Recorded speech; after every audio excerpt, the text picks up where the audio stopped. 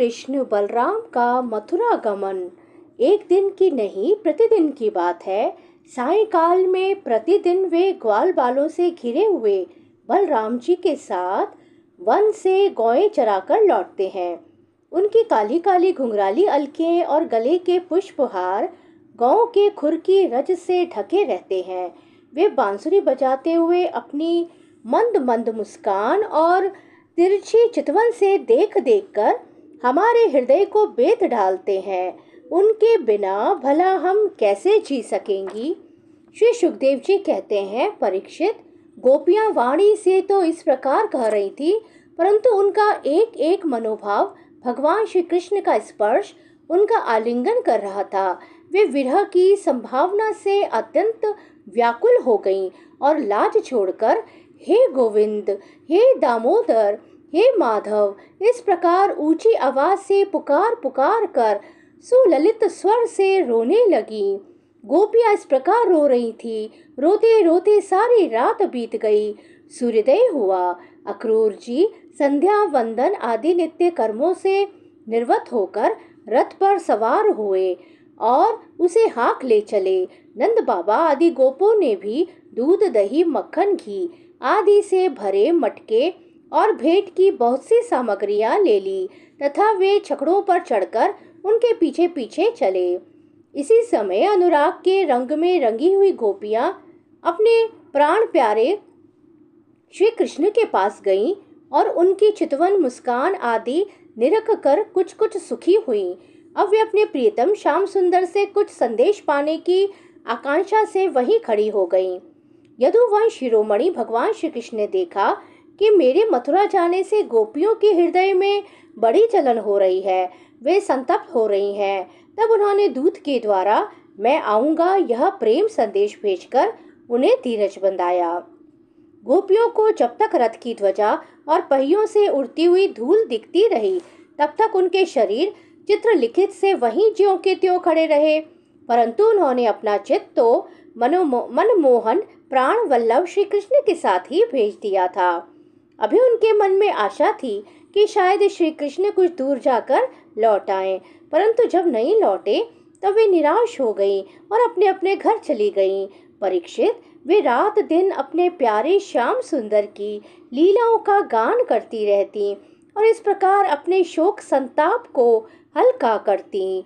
परीक्षित, इधर भगवान श्री कृष्ण भी बलराम जी और अक्रूर जी के साथ वायु के समान वेग वाले रथ पर सवार होकर पाप नाशिनी यमुना जी के किनारे जा पहुँचे।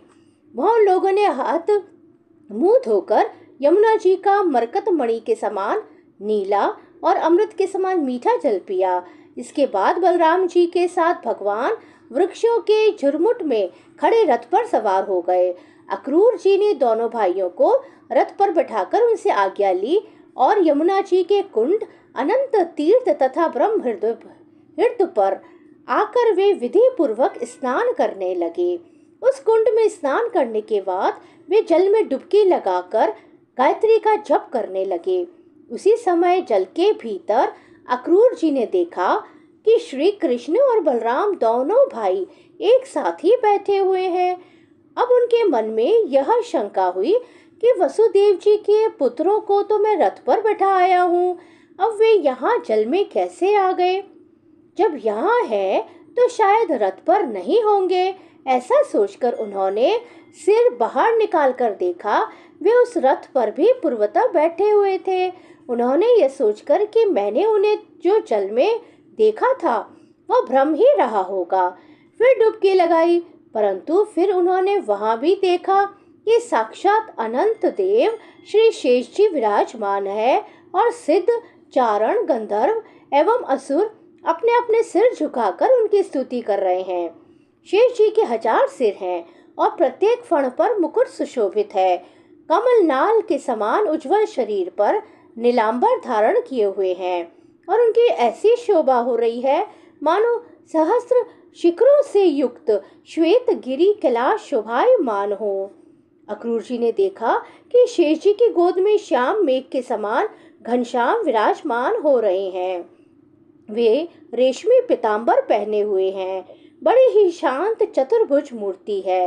और कमल के रक्त दल के समान रत्नारे नेत्र है। उनका वदन बड़ा ही मनोहर और प्रसन्नता का सदन है। उनका मधुर हास्य और चारु चितवन चित्त को चुराए लेती है।